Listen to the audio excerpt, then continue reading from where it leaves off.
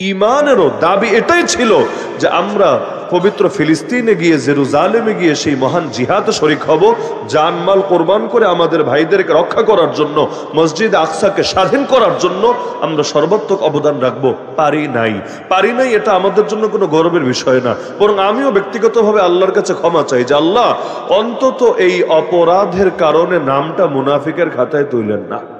কিন্তু মাজলুমদেরকে সাহায্য করতে পারি নাই, এর কারণে অনুতপ্ত না হয়ে উল্টো যদি জালেমদেরকে সাহায্য করি অর্থ দিয়ে, এটা আমি মনে করি কারোর জন্য ভালো ইঙ্গিত বহন করে না। হ্যাঁ, তবে আমি ধারণা করি এটা ভুলবশত হয়েছে, অসতর্কতাবশত হয়েছে, ইচ্ছাকৃত এমনটা কেউ করার কথা না, বা যাদের দ্বারা হয়েছে তারা খেয়াল করলে হয়তো এই বিষয়টা করতেন না। কিন্তু আমি আপনাদের থেকে প্রত্যাশা রাখবো, প্রতিবাদী হবেন আল্লাহর ওয়াস্তে। কারণ নবী বলেছেন, অন্যায় দেখলে হাত থাকলে হাত ব্যবহার করতে, না পারলে মুখ ব্যবহার করতে, না পারলে দিল ব্যবহার করতে। আমাদের তো হাতই আছে আলহামদুলিল্লাহ। প্রয়োজনে 15 টাকা 20 টাকা দিয়ে ভিন্ন একটা পানি এনে এটা ছড়ে ফেলে দিব, বাস হয়ে গেল। কি এমন সমস্যা? আল্লাহর দিনের জন্য এতটুকু করতে পারবেন না ইনশাআল্লাহ? কষ্ট পেলেন নাকি? আমি ব্যক্তিগতভাবে প্রতিবাদী মানুষ, তাই কোন অন্যায় দেখলে এমনি প্রতিবাদ চলে আসে। কেউ কষ্ট পেলেও এজন্য কিছু করার নাই, যেটা বাস্তব সেটা বলতেই হবে। এবার আসি মূল আলোচনায়, ইসলামী সমাজ ব্যবস্থা। ইসলাম যেহেতু পূর্ণাঙ্গ দিন, আল্লাহ তাআলা কোরআন মাজিদে সূরাতুল মাইদা আয়াত নম্বর 3 এতে স্পষ্ট ঘোষণা দিয়েছেন, আল ইয়াউমা আকমালতু লাকুম দীনাকুম, আজ আমি তোমাদের জন্য তোমাদের দিনকে পরিপূর্ণ করে দিয়েছি। এমনকি এক ইহুদি এসে ওমর রাদিয়াল্লাহু আনহুকে বলেছিলেন, হে ওমর, এরকম আয়াত, এরকম বাণী যদি আমাদের ধর্মগ্রন্থে অবতীর্ণ হতো, যেদিন অবতীর্ণ হতো ওই দিনটারে আমরা ঈদের দিন বানায় ফেলতাম। কারণ এর চাইতে আনন্দের বিষয় কি হয় যে আমার আল্লাহ আমাদের ধর্মে অপূর্ণতা বলতে কিছু রাখেন নাই, এমন পরিপূর্ণ করে দিয়েছেন। এই দাবি কিন্তু পৃথিবীর দ্বিতীয় একটা ধর্ম এখন এসে করতে পারবে না, একটা ধর্ম না। ওই হিন্দুরা বলুক পারলে এমনি দাবি করে যে হিন্দু রাষ্ট্র বানাবে, দাবি করে না? করে। এমনকি যে ইসকন বাংলাদেশে, আর ওপারে বিজেপি RSS, ওরা তো হিন্দুত্ববাদী রাজনীতির মূল প্রতিপাদ্যই এটা, মায়ের হারিয়ে যাওয়া সন্তানকে মায়ের কোলে ফিরিয়ে দেবে। আর মায়ের কোলে ফিরিয়ে দেওয়া বলতে বোঝায় যে একসময় ওই যে ধর্মের নামই তো সনাতন, হিন্দু তো আসলে ধর্মের নাম না, আর সনাতন অর্থ পুরাতন। তো ওদের বিশ্বাস হলো ওরাই তো পুরাতন, আর old is gold, old is gold, যেটা পুরান এটাই হলো খাঁটি সোনা। তাহলে সুতরাং এই অঞ্চলে তো ওরাই ছিল, মুসলমান উড়ে এসে জুড়ে বসেছে, সুতরাং এটাকে আবারও আগের মতো করে বানাতে হবে। যদিও দাবিটা সত্য না, কারণ পৃথিবীর সর্বপ্রথম মানুষের নাম কি? মাশাআল্লাহ, সবাই জানেন আব্বা আদম আলাইহিস সালাম। তিনি কি নবী ছিলেন না? নবীরা কি তাওহীদের উপর থাকেন না শিরকের উপর থাকেন? নবীর কালেমা একটাই হয়, লা ইলাহা ইল্লাল্লাহ। এছাড়া কোনো কালেমা কোনো যুগে কোনো নবীর ছিল না। তাহলে পুরাতনটাই যদি অনুসরণীয় হয়, তাহলে আব্বা আদমেরটাই তো অনুসরণীয় হবে, তার আগে পরিণত কেউ নাই। আর আব্বা আদমের দাওয়াতও ছিল যা, মুহাম্মদ সাল্লাল্লাহু আলাইহি ওয়াসাল্লামের দাওয়াতও ছিল তা। নবীদের দাওয়াতের মূল প্রতিপাদ্যে কখনো ভিন্নতা দেখা যায় না। ভিন্নতা থাকে ডালপালায়, শাখা প্রশাখায়, নামাজ কয় ওয়াক্ত পড়বে, রোজা কয়টা রাখবে, ইত্যাদি ইত্যাদি শাখাগত বিষয়ে। কিন্তু ইমানের প্রশ্নে দলাদলি হয় না, ধারাধারি হয় না, পার্থক্য হয় না। বরং আদম থেকে শুরু করে মুহাম্মদুর রাসূলুল্লাহ সাল্লাল্লাহু আলাইহি ওয়াসাল্লাম সকল নবীর কালেমা, জিন জাতির কালেমা, ফেরেশতা জাতির কালেমা, সকলের কালেমা একটাই, লা ইলাহা ইল্লাল্লাহ। কারণ এর সাথে দ্বিমত করার সুযোগ কই? লা ইলাহা ইল্লাল্লাহ মানে নেই কোনো মাবুদ আল্লাহ ছাড়া, there is no god but Allah. দ্বিমত করার মানে কি? বলবে তাহলে আরো 2-1 আছে, অথবা বলবে কেউই নাই, আল্লাহও নাই, নাউজুবিল্লাহ। এই দুইটার কোনো একটা বললে তো বেঈমান হয়ে যাবে। তাহলে এখানে তো ইখতিলাফের কোনো সুযোগই নাই, সবাইকে সর্বযুগে একটা মতে পোষণ করতে হবে, নেই কোনো মাহবুদ আল্লাহ ছাড়া, আল্লাহই একমাত্র মাহবুদ, একমাত্র রব, একমাত্র ইলাহ। তাহলে পুরাতন তো এটাই, কিন্তু মাঝখানে বিকৃত হয়ে গিয়েছে। বিকৃত হওয়ার পরে আবারও অন্যান্য নবী এসে এগুলোকে ঠিকঠাক করে দিয়েছে। তো ওরা মাঝখানের কোনো একটা বিকৃতিকে দলিল বানায়, তো বানাক গিয়ে। তো ওদের দাবি তো এটাই, যারা হিন্দু রাষ্ট্র বানাবে, ভালো কথা। তো হিন্দু রাষ্ট্র যে বানাবা, রামরাজ্য, নাম দেয় রাম রাজ্য। রাম রাজ্য যে বানাবা ভালো কথা, তোমরা তোমাদের ধর্মগ্রন্থ থেকে কিয়ামত পর্যন্ত টাইম নেওয়া প্রয়োজনে কোনো সমস্যা নাই। এমনকি এটা কোনো উস্কানিমূলক কথা না, এটা বাস্তবতার দৃষ্টি আকর্ষণ যে কিয়ামত পর্যন্ত টাইম নাও, তোমরা তোমাদের ধর্মগ্রন্থ থেকে একটা রাষ্ট্র কিভাবে চালাতে হয়, এর প্রতিটা অর্গান কিভাবে পরিচালিত হয়, এর বিস্তারিত শিক্ষা দীক্ষা ডিটেল নির্দেশনা আমাদেরকে তোমাদের ধর্মগ্রন্থ থেকে বের করে এনে দেখাও। যদি পারো তাহলে তোমাদের দাবির সাথে একমত হব কি হব না পরে দেখা যাবে। যদি না পারো তাহলে এই দাবি করো কিভাবে? কারণ রামের নামে রাজ্য বানাবা কিন্তু আদর্শ মোদির পেট থেকে আর অমিত শাহর টাকলা মাথা থেকে বের করবা, এটা তো ফাইজলামি ছাড়া ভিন্ন কিছু বলে না। খ্রিস্টানরা যদি দাবি করে যে না ওরা খ্রিস্টান রাজ্য বানাবে, হ্যাঁ বানাতে পারে, নাম লাগাবে খ্রিস্টান রাজ্য, কিন্তু বৃক্ষ তোমার নাম কি ফলে পরিচয়। ওদের যে ধর্মগ্রন্থ আছে ওই বাংলায় অনুবাদও আছে, Kitabul Muqaddas, Old Testament, New Testament, Bible ইত্যাদি নিয়ে। তাহলে এই যে ধর্মগ্রন্থ আছে পারলে দেখা এই ধর্মগ্রন্থ থেকে কিভাবে একটা রাষ্ট্রের প্রতিটা সেক্টর পরিচালিত হয়, ফেলে ধর্মগ্রন্থ থেকে বের করে দেখা। না ওরা পারবে, না ইহুদিরা পারবে, না বৌদ্ধরা পারবে, কেউ পারবে না। আংশিক হয়তো পারবে, এটা অস্বীকার করি না, 2টা 4টা 10টা 20টা পারবে। তো পূর্ণাঙ্গ কারে বলে? পূর্ণাঙ্গ যাতে কোনো কিছু বাকি নাই এবং অন্যের থেকে আদর্শ ভিক্ষা করে চলা লাগে না, নিজের কাছে পুরোপুরি আছে। এই বৈশিষ্ট্য আল্লাহ তাআলা এই যুগে একটা ধর্মকে দিয়েছে, সেই ধর্মের নাম। এই যে আল্লাহ দাবি করলেন ইসলামকে পরিপূর্ণ করেছেন, এই আয়াত কি আজকে নাজিল হয়েছে? আজকে নাজিল হয় নাই, প্রায় 1500 বছর আগে নাজিল হয়েছে। বিদায় হজ, আল্লাহ রাসূল সাল্লাল্লাহু আলাইহি ওয়াসাল্লামের যে বিদায় হজ, ওই হজের সময় এই আয়াত নাজিল হয়েছে। এত লম্বা সময় অতিবাহিত হলো, আজও পর্যন্ত কেউ পারলো না আয়াতটাকে ভুল প্রমাণ করে দেখাতে। কোরআনের কোন আয়াতকে ভুল প্রমাণ করতে পারেনি, এটা কেউ পারে নাই। তার মানে পৃথিবীর সবাই ইচ্ছায় অনিচ্ছায় মানতে বাধ্য হয়েছে আল্লাহর দিন অবশ্যই পরিপূর্ণ। যেমন উদাহরণ দিলে বুঝবেন, দুনিয়াটা অনেক উন্নত না, এখন অনেক উন্নত। এমনকি যাদের বয়স বেশি তাদেরই অনেক সময় আধুনিক দুনিয়ার সাথে তাল মিলাতে একটু ঝামেলা হয়ে যায়। যেমন আপনি তারে ওই কার্ড একটা দিয়া, ওই যে ATM card, debit card, credit card দিয়ে পাঠায় দেন আপনি ওই মেশিনের সামনে, দেখেন টাকা কেমনে বের করতে হয় এটা চিন্তা করতে করতে ওনার অবস্থা খারাপ হয়েছে। কিন্তু মেশিনে কার্ড ঢুকাবে কোন দিক দিয়া, টিপবে কিভাবে, টাকা বের হবে কোন রাস্তা দিয়া, বুঝতে ঝামেলা হয়ে যাবে। আপনি মহব্বত করে একটা আইফোন কিনে দেন 1.5 লাখ 2 লাখ টাকা দিয়ে, কিনে দিয়েছেন মহব্বতের সাথে, কিন্তু কল আসলে রিসিভটা করবেন কিভাবে, অনেকে এটা ভেবেই পেরেশান হবে। কারণ ছোট মোবাইলে লাল সুইচ আর সবুজ সুইচ তারা চেনে, লালটায় চাপ দিলে কল কাটে, সবুজটায় চাপ দিলে কল ধরা যায়। কিন্তু এখন এখানে তো সুইচই নাই, চাপটা দিবে কোথায়? এমনকি আমরা ছোটবেলায় দেখলাম অনেক মুরব্বীরা পেরেশান, এই 14 ইঞ্চির মধ্যে বেড়াবেড়ি ঢুইকা নাচে আবার কিভাবে, মানে টেলিভিশনের মধ্যে ইয়া বড় বড় মানুষ ঢুকলো কেমনে, ঢুইকা নাচে আবার কিভাবে, এটা যে আসলে মানুষ ঢোকে নাই এটাই তারা অবাক হতো। তা দুনিয়া এই যে এত উন্নত, কয়দিন আগের মানুষ এই দুনিয়ার সাথে খাপ খাওয়াতে ঝামেলা হয়। এমনকি যারা মুরব্বীরা আছে, এটা লজ্জার বিষয় না, এটা বাস্তবতা। ওই নাতির কাছে মোবাইল নিয়ে যায়, নাতি মোবাইলটা ঠিক করে দাও তো। আপনাদের প্রায় সবার নাতিরা মোবাইল মাস্টার না? প্রায় সবারই নাতিরা, মানে ওগুলো কিন্তু ইঞ্জিনিয়ারিং পড়েছে এমন না, এখনো কেজিওনেই হয়তো ভর্তি হয় নাই, কিন্তু এগুলো এমন পাকা ওই মায়ের পেট থেকে পাকা হয়ে আসে।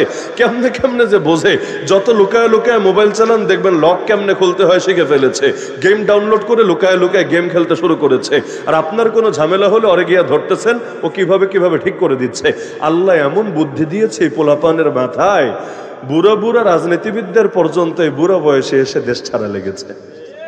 যেন তেন ব্যাপার না, আল্লাহর দান। তাহলে দুনিয়াটা এত উন্নত হয়ে যাচ্ছে, কিছু আগের মানুষেরই খাপ খাওয়াতে ঝামেলা হচ্ছে। এমনকি সংবিধান কয়বার পাল্টানো লাগছে। এক বাংলাদেশের বয়স হলো কত? মাত্র 54। এর মধ্যে সংবিধানে 17 বার হাত দেওয়া লেগেছে। আর এবার তো পুরোটা বাদ দিয়ে আগেরটারে ডাস্টবিনে ফেলে নতুন করে লেখার প্রয়োজন দেখা দিয়েছে। বাহ, মাত্র 54 বছরে 17 বার। আর আল্লাহর কোরআন নাজিল হয়েছে 1500 বছর, পরিবর্তন হয়েছে কয়বার? আচ্ছা, পরিবর্তন হয় নাই বলে পুরনো হয়ে গেছে, তাই না? আধুনিক সমস্যা সমাধান করতে পারছে না। এমন একটা সমস্যা দেখানো সম্ভব না যার সমাধান আল্লাহর দ্বীন তথা ইসলাম দিতে পারবে না। এবং কোরআনী মূলনীতিকে সামনে রেখেই, মন গড়া মূলনীতি দিয়ে না, এই কোরআনী মূলনীতি সামনে রেখেই এমন একটা সমস্যা নাই যার সমাধান আল্লাহর দ্বীন ইসলাম দিতে পারবে না। তাহলে ইসলামকে তো আল্লাহ দিয়েছেন কিয়ামত পর্যন্ত সময়ের জন্য দিয়েছেন। আচ্ছা, আল্লাহ যেই সময় নবীর উপর ইসলামটা দিয়েছেন, ওই সময় আল্লাহ তো জানতেন না 2025-এ কি হবে, তাই না? আল্লাহ জানতেন না? আমাদের বিবেচনায় 2025-এ বসে 2026টাও ভবিষ্যৎ, বর্তমান না ভবিষ্যৎ। কি হবে না হবে জানি না। ওই যে সরকার পতনের 1 সপ্তাহ আগে তো সরকার নিজেও জানতো না যে তাকে এভাবে যেতে হবে, এগুলো কেউ জানতো? আপনিও তো জানেন না আপনার কবরটা কোথায় হবে, কেউ জানেন নাকি? কেউ কিচ্ছু জানি না। আমাদের বিবেচনায় আগামী হলো ভবিষ্যৎ, কিন্তু আল্লাহর বিবেচনায় ভবিষ্যৎ বলতে কিছু আছে? আল্লাহর সামনে সবই বর্তমান, সবই বর্তমান। এখন থেকে 1000 বছর পর কি হবে? আরে যখন আমার নাম নিশানাও থাকবে না, ওই সময় এই গ্রামে কারা কারা থাকবে, কে কি করবে না করবে, কে জান্নাতে যাবে কে জাহান্নামে যাবে, কোনো কিছুই আমার আল্লাহর অজানা না। আমার আল্লাহ সব জানেন, সর্বদা জানেন। তো ইসলাম যে দিয়েছেন কিয়ামত পর্যন্ত সময়ের জন্যই দিয়েছেন। আর কিয়ামত পর্যন্ত দুনিয়ায় কি হবে না হবে, দুনিয়া কোন দিকে যাবে না যাবে, আমি না জানতে পারি, আপনি না জানতে পারেন, আমি না বুঝতে পারি, আপনি না বুঝতে পারেন। একজন ঠিকই জানেন, একজন ঠিকই বোঝেন, তার নাম। তাহলে আল্লাহ ইসলামটা এভাবেই দিয়েছেন। এটা কিয়ামত পর্যন্ত কখনোই পুরনো হবে না, কখনোই আবেদন হারাবে না, কখনোই সেকেলে হবে না। বরং যত দিন যাবে ইসলামের মুজিজা মানুষের সামনে তত বেশি স্পষ্ট হবে। এই যে জামানে আলহামদুলিল্লাহ, এই যে বিজ্ঞানের উন্নতির কারণে কত আয়াতের মহিমা আমাদের বুঝে আসছে, যেগুলো আগের মানুষের হয়তো মাথায়ও আসে নাই। দুনিয়া উন্নত হচ্ছে, আমাদের সামনে বিস্ময় বের হচ্ছে। সুবহানাল্লাহ, কিভাবে সম্ভব এত আগে এত আপডেট কথা বলা? এতকাল বুঝি না, এটা আমাদের মস্তিষ্কের সমস্যা, আমাদের জ্ঞানের ত্রুটি এবং ব্যর্থতা। কিন্তু আল্লাহ তো কত আগেই বলে রেখেছিলেন, এটা বুঝতে দুনিয়ার এত সময় লাগলো। তাহলে কোরআনের ব্যাপারে আছে হুয়াল্লাযী লা তানকাদি আজাইবুহু, এর বিস্ময় কখনো শেষ হবে না। হাজার হাজার তাফসীরের কিতাব লেখা হয়েছে, আজও লেখা হচ্ছে না। আচ্ছা, আগের গুলোতে যদি সব চলে আসে, নতুন গুলোয় কি লিখবে? মানে লেখার বাকি আছেটা কি? সব যদি লেখাই হয়, মার্কেট পাবে কিভাবে? না, প্রত্যেকে লিখছে, লিখেই যাচ্ছে, লিখেই যাচ্ছে, লিখেই যাচ্ছে। কিন্তু এর রহস্য এত বেশি, আজও পর্যন্ত এর কোনো কুল কিনারাই করা যাচ্ছে না। এমন এক দরিয়া, এটার কোনো কুল কিনারা যে কোথায়, কোনো কিছু বান্দা খুঁজেই পাচ্ছে না। সুবহানাল্লাহ বলবেন না? আল্লাহ তার অসীম জ্ঞান থেকে, আমাদের জ্ঞান অসীম না, আমাদের জ্ঞান সসীম, কিন্তু আল্লাহ তার অসীম জ্ঞান থেকে, যে জ্ঞানের কোনো সীমা নাই, পরিসীমা নাই, কোনো শেষ বলতে কিছু নাই, ওই জ্ঞানের আলোকে ইসলাম দিয়েছেন, পরিপূর্ণভাবে দিয়েছেন। তাহলে জীবনের সব ক্ষেত্রে ইসলামের শিক্ষা থাকবে নাকি থাকবে না? কারণ আল্লাহর সামনে আত্মসমর্পণকারী, যে তাকে আরবিতে মুসলিম বলে। মুসলিম শব্দের অর্থ আত্মসমর্পণকারী, আর ইসলাম অর্থ আত্মসমর্পণ করা। অনেকে জানে না, বলে ইসলাম মানে শান্তি। আরে কে বলছে ইসলাম মানে শান্তি? তাহলে আসসালামু আলাইকুম না বলে আল ইসলামু আলাইকুম বলো। এখন থেকে মানুষ দেখলে সালাম না বইলে আল ইসলামু আলাইকুম বলো। বলবে না হুজুর, আল ইসলামও বলবো না, সালামই বলবো। তাহলে আসসালামের অর্থ আলাদা, আল ইসলামের অর্থ আলাদা। আসসালাম মানে শান্তি, সন্দেহ নাই। শুধু শান্তি না, শান্তি, মুক্তি, নিরাপত্তা সবই আছে সালামের মধ্যে। কিন্তু ইসলাম মানে আত্মসমর্পণ করা, গর্দান ঝুঁকায় দেওয়া, নিজেকে আরেকজনের সামনে সঁপে দেওয়া। বিচারকের সামনে যদি কেউ সারেন্ডার করে, তার চাওয়া পাওয়ার দাম থাকে না, বিচারকের চাওয়াই তার চাওয়া। বিচারক যদি বলে রিমান্ডে যা, যেতে হবে, জেলে যা, যেতে হবে, জামিন দিলাম, বাড়িতে আসতে পারবে, এখানে তার ইচ্ছার দাম নাই, বিচারকের ইচ্ছার সামনেই তাকে সঁপে দিতে হবে নিজেকে। তো মুসলিম মানে কি? আল্লাহর ইচ্ছার সামনে সঁপে দিয়েছে নিজেকে, আল্লাহ যেভাবে বলবেন ব্যাস। এবং মুমিন জীবনে মোট পরীক্ষায় 2টা, 3 নম্বর কোনো পরীক্ষা নাই। প্রতিটা মুমিন বান্দার জীবনে মোট পরীক্ষা কয়টা? এর বাইরে 3 নম্বর কোনো পরীক্ষা নাই। একটা পরীক্ষা হলো শুকরিয়ার পরীক্ষা, আর একটা হলো সবরের পরীক্ষা। এক শুকরের পরীক্ষা আর এক সবরের পরীক্ষা। ওয়ানাবলুকুম বিশ-শাররি ওয়াল খাইরি ফিতনা, এই আয়াতের দাবি এটাই। কখনো দিয়ে পরীক্ষা করেন, বান্দা আল্লাহকে কৃতজ্ঞতা আদায় করে কিনা, কখনো না দিয়ে পরীক্ষা করেন, তবুও বান্দা সবর করে কিনা। এই শুকরিয়া আর সবরের বাইরে আছে নাকি কিচ্ছু নাই। গোটা জীবন পরীক্ষাটাই এখানে। তাহলে এই যে আল্লাহ তাআলা আমাদেরকে দিয়েছেন এবং আমাদেরকে সমাজবদ্ধ বানিয়েছেন, মানুষ বিচ্ছিন্ন না এবং বিচ্ছিন্ন থাকতেও পারে না। ওই যে আয়নাঘর দেখেন না, সবচাইতে বড় সাজাটা কি? সবচাইতে বড় সাজা কিন্তু বিচ্ছিন্নতা। বাকি যা কিছু বলবেন, থাকায় কষ্ট, খাওয়ায় কষ্ট, ঘুমে কষ্ট, বাথরুমে কষ্ট, ঠিক আছে, তো সবচাইতে মানসিক যাতনা হয় বিচ্ছিন্নতা। এটা আমাদের অভিজ্ঞতা যেহেতু আছে, এর ভিত্তিতেই বলছি। ওই অভিজ্ঞতাও আছে আর জেলের অভিজ্ঞতাও আছে। এই করোনার টাইমে সবচাইতে বেশি প্রতিটা আলেমকে কুরে কুরে খেয়েছে বিচ্ছিন্নতা। কেন? কোনো যোগাযোগের ব্যবস্থা নেই, না কোর্টে নেয়, না ফ্যামিলির সাথে সাক্ষাৎ হয়। অন্যদেরকে বিকল্প হিসাবে সপ্তাহে 10 মিনিট ফোন করতে দেয়, কিন্তু আমরা যেহেতু হুজুর হওয়া এমন পাপ, এই পাপের কোনো ক্ষমা নাই। এজন্য ওই 2021-এ গণগ্রেফতারি যাদের করা হয়েছে, ফোন দেওয়ারও 6 মাস পর্যন্ত সুযোগ ছিল না। পরে দীর্ঘ আন্দোলন করে, অনশন করে করে আমাদেরকে অধিকার আদায় করতে হয়েছিল। আবার অনেকে চিঠি লিখতে পারতো, চিঠি লিখলে যেত, আবার জবাব আসতো। তো করোনার কারণে চিঠি লিখলে ওই চিঠি জেলার পড়তো, সুপার পড়তো, ডেপুটি জেলার পড়তো, বাড়িতে আর যেত না, ফ্যামিলি আর পড়তে পারতো না। এই যে বিচ্ছিন্নতা সবচাইতে বেশি করে করে খেয়েছে, কারণ জানেই না কি হচ্ছে, বাচ্চাটা বেঁচে আছে নাকি চলে গেছে, অসুস্থ মা স্বাভাবিক আছে নাকি সন্তানের টেনশনে হার্ট অ্যাটাকে করেছে, জানে না মামলার কি অবস্থা আছে, আদৌ কি বের হতে পারবে না আরো দীর্ঘকাল বা চিরজীবন এখানে কাটাতে হবে, কিচ্ছু জানে না, কিচ্ছু না। এভাবেই দিনের পর দিন কেটে গেছে। ওই সময় অনুভব করেছি, হ্যাঁ আসলে আল্লাহ যে মানুষকে সমাজবদ্ধ বানিয়েছেন বড় নেয়ামত। মানুষ বিচ্ছিন্ন থাকতে পারে না। আপনি দেখেন না, ওই ঘরের মধ্যে একা একটা রুমের মধ্যে কয়দিন থাকতে পারবেন? দেখেন ওই এসিওয়ালা রুমে ঢোকেন, দেখবেন সব থাকার পর শান্তি লাগে না, ভেতরটা পুড়তে থাকে। প্রবাসে যারা থাকে, আরে প্রবাসের জীবন কি বাংলাদেশের জীবনের চাইতে খারাপ নাকি? ওদের দিনে কারেন্ট যায় কয় ঘন্টা, ওদের ইন্টারনেটের স্পিড কেমন, ওদের খাওয়া দাওয়া কেমন, সব কেমন। দেখবেন সব দিকে যদি ভালো থাকে, তবুও মনের দিক থেকে কষ্টে থাকে। কেন কষ্ট? সবই আছে, আপনজন তো নেই। সবই আছে, আপনজন তো নাই। আপনজন কাছে না থাকলে প্রথমে 2-4 দিন, 10 দিন, 20 দিন ফ্যান্টাসিতে থাকা যায়, দীর্ঘকাল থাকা যায় না। ভেতরটা পুড়তে থাকে। হ্যাঁ, সে টাকা পাঠায়, আপনি হয়তো এখানে অনেক বিলাসিতা করেন, কিন্তু তার এক একটা দিন কিভাবে কাটে কল্পনা করতে পারবেন না।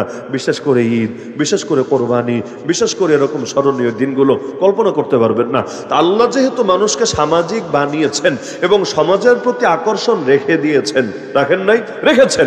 এমনকি ইসলামে সমাজ ছেড়ে জঙ্গলে চলে গিয়ে ইবাদত করা এটা জায়েজই নেই ঢালাও ভাবে, মানে একদিন দুদিনের জন্য, এটা না। এরকম তো নবী হেরাগো হয়ে গিয়েছেন। কিন্তু বৈরাগ্যবাদ আর সন্ন্যাসবাদ যেটারে বলে, বিয়ে শাদী করবে না, সংসার করবে না, সব ছেড়ে ছড়ে ওই গিয়ে সন্ন্যাসী হবে, বৈরাগী হবে, জীবন এভাবে কাটায় দিবে, এগুলো বৌদ্ধ ধর্মে চলতে পারে, হিন্দু ধর্মে চলতে পারে, এমনকি খ্রিস্ট ধর্মেও চলতে পারে। ওদের আরো বাহবা দেবে, বাহবা, যে বিয়ে শাদী করে নাই, নিরামিষ খেয়ে বাঁচে আর ব্যাস এভাবে সংসারে বিরাগী হয়ে থাকে। ওরা তারে বড় হুজুর মনে করবে, বড় পীর মনে করবে, কিন্তু ইসলামে ওরা বড় ভণ্ড মনে করবে। কি বিশ্বাস হয় না? নবী বলেছেন, বিয়ে আমার সুন্নাত, যে আমার সুন্নাত থেকে মুখ ফিরায় নিবে। এখন ওজোরের কারণে করে না, সেটা ভিন্ন আলাপ, ওইটা না, কিন্তু মুখ ফিরায় নিবে। নবী বলেন, ও আমার উম্মতি না। তাহলে ইসলাম মানুষকে সমাজের সাথেই দিয়েছে। এমনকি নবীর একটা হাদিস শুনাই, মাথায় গেঁথে রাখতে পারেন। আল্লাহ রাসূল বলেন, যেই মুসলমান মানুষের সঙ্গে মিলেমিশে থাকে এবং তাদের দেওয়া কষ্টের উপর সবর করে, সে ওই মুসলমানের চাইতে উত্তম যে মানুষের সাথে মেলামেশা করে না এবং তাদের দেওয়া কষ্টের উপরে সবর করে না। আমি আরবিটাও শুনিয়ে দিচ্ছি, সহিহ হাদিস, আল মুসলিমু ইযা কানা ইউখালিতুন নাসা ওয়া ইয়াসবিরু আলা আযাহুম খায়রুন মিনাল মুসলিম আল্লাযী লা ইউখালিতুন নাস ওয়া লা ইয়াসবিরু আলা আযাহুম। তাহলে এই যে নবীজি বললেন, মানুষের সাথে মিশে থাকলে সওয়াব বেশি না একা একা জঙ্গলে পড়ে থাকলে সওয়াব বেশি বলেছেন। তাহলে এই সমাজে যদি আমরা চলি, তাহলে সমাজে চলার ক্ষেত্রে আল্লাহর নীতি থাকবে নাকি থাকবে না? যদি বলেন থাকবে না, তাহলে ইসলাম পরিপূর্ণ হয় কিভাবে? আর পরিপূর্ণ যদি না হয়, আল্লাহ যে বললেন, হে ঈমানদাররা ইসলামে ঢোকো, পুরাপুরি ভাবে ঢুকবো কিভাবে? ইয়া আইয়ুহাল্লাযীনা আমানু দুখুলু ফিস সিলমি কাফা। তাহলে ইসলামে সমাজ চলার নীতি থাকবে নাকি থাকবে না? বাংলাদেশে ধরেন, এই দেশে যারা আছে সবাই আমরা একটা সমাজ, উদাহরণ হিসাবে। যদিও বাংলাদেশের মানুষ কখনোই বাংলাদেশি পরিচয়ের ভিত্তিতে ঐক্যবদ্ধ হতে পারে না, আমার জানা মতে কখনোই না, পুরো ইতিহাসে না। এখানে ঐক্যবদ্ধ হয়েছে বিভিন্ন রাজনৈতিক পরিচয়কে কেন্দ্র করে, বিচ্ছিন্ন হয়েছে রাজনৈতিক পরিচয়কে কেন্দ্র করে। এখানে এমনকি দেখেন না, আমাদের সংকীর্ণতা কোন পর্যায়ে, কথা আমার গায়েও লাগতে পারে, কিন্তু বাস্তবতা বলি, এক একজন তার নিজের জেলা বা নিজের বিভাগের মানুষকে চেনে দেশি বলে, বুঝেন নেই? কারো বাড়ি নোয়াখালী, কারো বাড়ি বরিশাল, ওই নোয়াখালীর বলবে ওই দেশি, অথচ ও বিদেশি তা না, বরিশালের লোকটা বিদেশি তা না, ও দেশি, একই দেশের। কিন্তু দেশ বলতে সে পুরো বাংলাদেশ বুঝছে না, দেশ বলতে বুঝছে জেলা, দেশ বলতে বুঝছে বিভাগ। হ্যাঁ, এটা কোনো জায়েজ না জায়েজ, হালাল হারামের মাসালা বলছি না, কিন্তু আমি মেন্টালিটিটা বুঝাচ্ছি যে আমরা যে একটু সংকীর্ণ চিন্তায় থাকি, কথাটা বিশ্বাস হয় না? তাহলে দেশি বলতে শুধু আমার অঞ্চলটা কেন বুঝলাম, দেশি বলতে আমার এলাকা, আমার গ্রাম, আমার থানা, আমার জেলা, আমার বিভাগ কেন বুঝলাম, বাকিটা কেন বুঝলাম না? তার মানে ডাল মে কুচ কালা হয়। ক্ষমতায় যারা আসে, যেই এলাকার লোক প্রধানমন্ত্রী হয়, বাকিটা না বললে বুঝে নিবেন। গোয়েনঘাট কোন জায়গার এলাকা? সিলেটে তো নাকি, ঢাকার তো না। গোয়েনঘাটে যান, রাস্তাঘাটগুলো একটু দেখে আসেন। আর ঢাকা থেকে যাত্রাবাড়ি হয়ে গোপালগঞ্জ যান, রাস্তাঘাটগুলো দেখে আসেন। আমি কাউকে কষ্ট দেওয়ার জন্য বলছি না, আমি বাস্তবতাটা বোঝাচ্ছি। এই গোয়েনঘাটের কি পাপ করলো? শুধু গোয়েনঘাট না, এই গত বছর পর্যন্ত জকিগঞ্জ রোডের কি অবস্থা ছিল, এখনো পর্যন্ত আমাদের সিলেটের অধিকাংশ জায়গা রাস্তার কি অবস্থা। এমনকি সিলেটের রাস্তার চাইতে মৌলভীবাজারের রাস্তা ভালো। আমি তো সবই ঘুরি, এজন্য আমি বাস্তবতার লোকে বলছি। পুরাটা বিশ্লেষণ করলে সিলেটের চাইতে মৌলভীবাজারের রাস্তা অনেক ভালো, অনেক ভালো। তাহলে এই অবস্থা কেন? অপরদিকে গোপালগঞ্জের রাস্তায় যান আপনি পদ্মা সেতু হয়ে, ওদিকে না গেলে বুঝবেন না। একবার যান, আপনার কাছে মনে হবে বাংলাদেশে না আপনি বিদেশে চলে এসেছেন, সিঙ্গাপুরে চলে এসেছেন। এমনকি গাড়ির লিমিট দেওয়া 80, মানে স্পিড 80-তে চালাতে পারবেন, পদ্মা সেতুর উপর 60। অথচ গাড়ির স্পিড যে কোন ফাঁকে 120, 150 হবে আপনি টেরও পাবেন না। পুলিশ যখন ভিডিও মামলা দিবে তখন টের পাবেন, হ্যাঁ রে স্পিড তো বাইরে গেছে। অনেক ড্রাইভার এমন দেখেছে, গাড়ি আটকায়, পরে বলে স্যার কি করবো, এই রোডে আসলে ওই পা এমনি একটু চাপ বেড়ে যায়, স্পিড বেড়ে যায়, আসলে টের পাওয়া যায় না, এই রোডে এত কম স্পিডে চলা যায় না। তাহলে একই দেশে এই বৈষম্য কেন? এর পেছনে আমাদের সংকীর্ণ মানসিকতা কাজ করে না কি করে না? অবশ্যই করে। তাহলে মনে করেন, একটা উদাহরণ হিসেবে ধরলাম, পুরো বাংলাদেশ একটা সমাজ। এই সমাজটা চলতে চাইলেও কিছু মূলনীতি অনুসরণ করা লাগবে না কি লাগবে না? কারণ মূলনীতি না মানলে দুনিয়া চলবে না। যেমন ধরুন রাস্তায় গাড়ি চলবে, যদি মূলনীতি ফলো না করে কি হবে? আমাদের দেশে গাড়ি চলে বাম পাশ দিয়ে রোডে, তাই না? যদিও সুন্নাত ছিল ডান পাশ দিয়ে চলা, তবে আমরা বাঙালি জাতি তো, এখন বাম দিয়ে না চললে এটা আইন অমান্য হবে, বাম দিয়ে চলতে হবে। সুন্নতের জায়গায় সুন্নত, আমাদেরকে উল্টাটাই করতে হবে। তো এখন ভালো কথা, বাম দিক দিয়ে চলছে। কোন গাড়ি যদি এখন সুন্নতের আমল করতে গিয়ে ডান দিক দিয়ে চলা শুরু করে, অ্যাক্সিডেন্ট হবে নাকি হবে না? অথবা কেউ যদি রাস্তার মাঝে আড়াআড়ি করে গাড়ি পার্কিং দিয়ে রাখে, আমার দেশ আমার স্বাধীনতা, আরে দেশ স্বাধীন করেছে কি কারো গোলামি করার জন্য? তাহলে আমি আমার গাড়ি যেভাবে মনে চায় সেভাবে রাখবো, কার কি বলার আছে? এভাবে চিন্তা করে গাড়ি যদি আড়াআড়ি করে রাখে, তাহলে বাকি গাড়িগুলো খুব সুন্দরভাবে চলতে পারবে, তাই না?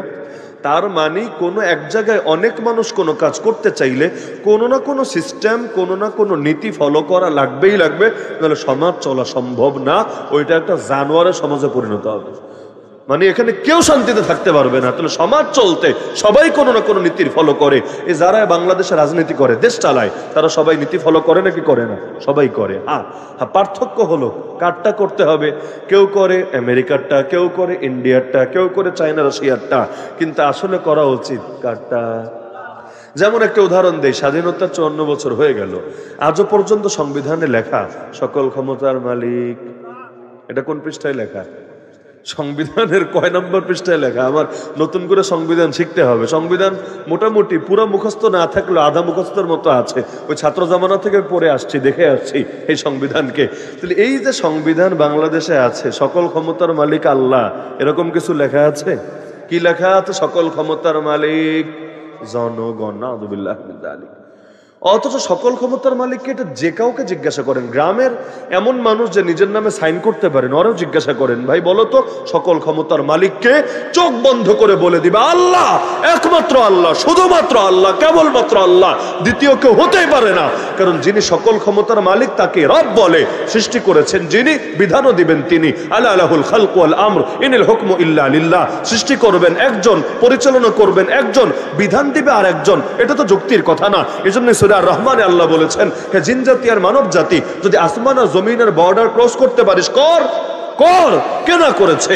এর বাইরে গিয়ে তোর যে বিধান মনে চায় সেই বিধান বাস্তবায়ন কর। কিন্তু পারবি যেহেতু না, তাহলে রবের কোন নিয়ামতটা অস্বীকার করবি? ইয়া মাশারাল জিন্নি ওয়াল ইনস ইন ইসতাতাতুম আন তানফুযু মিন আকতারিস সামাওয়াতি ওয়াল আরদি ফানফুযু লা তানফুযুনা ইল্লা বিসুলতান ফাবিআইয়ি আলাই রাব্বিকুমা তুকাদ্দিবান।